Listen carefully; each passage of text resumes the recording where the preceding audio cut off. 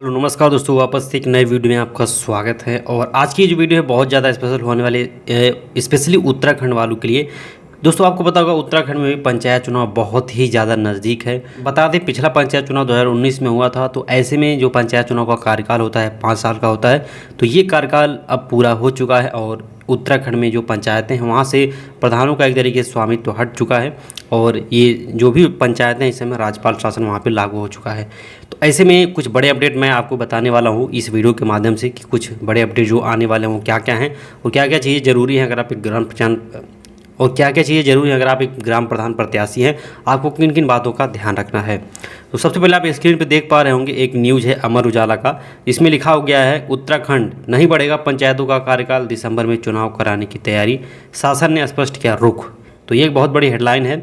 तो सबसे पहले देखिए अभी कुछ दिन पहले कयास लगाया जा रहा था कि एक तरीके से इसका कार्यकाल बढ़ाया जाए और इसको लेकर के जितने भी ग्राम प्रधान हैं, कुछ बड़े लेवल के जो मंत्री हैं, सब लोगों ने इसको लेकर के याचिका दायर किया था, लेकिन फिर बाद में इसको इनकार कर दिया गया है। अब पंचायत चुनाव होगा और 100% होगा।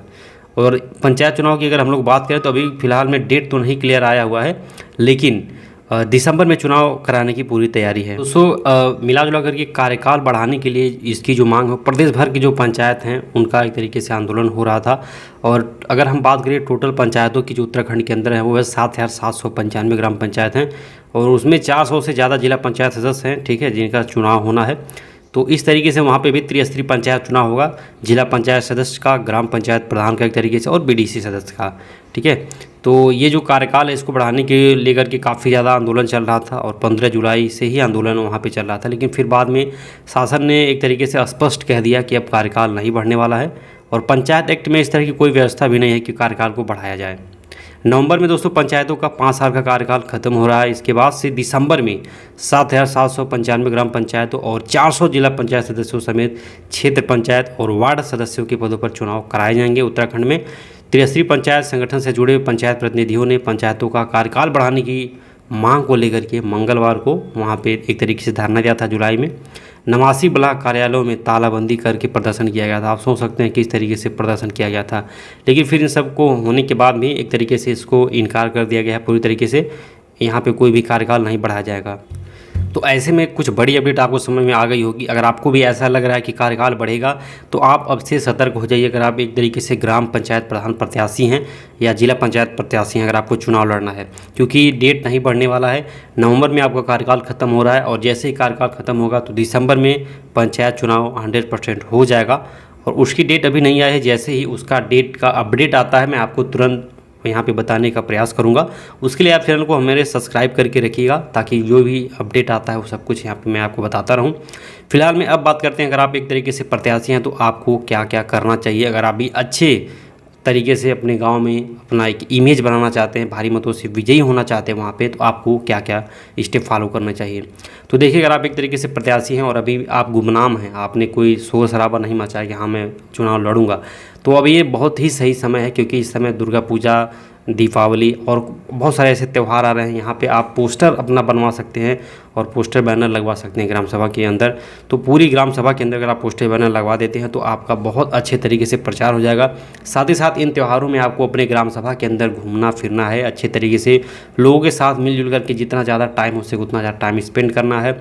साथ ही साथ दोस्तों आपको वोटर लिस्ट में भी काम स्टार्ट करवा देना है। आपको पता होगा हर 5 साल पे वोटर लिस्ट में सुधार किए जाते हैं, जो नए वोटर बढ़ जाते हैं। कुछ बच्चे जिनकी उम्र 18 साल से ज़्यादा होती है, कुछ नई महिलाएं आती हैं ग्राम सभा में, तो इन सब का नाम यहाँ पे बढ़वाना ज़रूरी होता है ताकि वोटर्स जो है वो बढ़ करके आएँ। तो ये आपको ध्यान देना है। जैसे वोटर लिस्ट का काम आपके वहाँ शुरू होता है तो तुरंत आप उसकी लिस्ट निकलवा लीजिए। साथ ही साथ ये पता करिए ग्राम सभा के अंदर कितने लोग नए जिनका नाम उसमें डलवाया जा सकता है। आप दौड़ भाग करके इन सब सारी चीज़ों को करवा लीजिएगा, ठीक है। तो इतनी सारी चीज़ें आपको करनी है। साथ ही साथ दोस्तों आपको ये भी पता होना चाहिए कि ग्राम पंचायत में अभी कौन कौन से फिलहाल में काम चल रहे हैं और पूरे 5 साल के अंदर जो पिछले ग्राम प्रधान हैं उन्होंने क्या क्या विकास किए हुए हैं। तो इन सब चीज़ों को जानने के लिए बहुत सारे तरीके होते हैं, लेकिन कई तरीके इसमें से काम नहीं करते हैं। आपको पता होगा RTI डाला जाता है जो कि ब्लॉक लेवल पे डाला जाता है, लेकिन वहाँ से कुछ रिस्पांस नहीं मिलता है और लोग वहाँ पे सटीक जानकारी नहीं प्राप्त कर सकते हैं।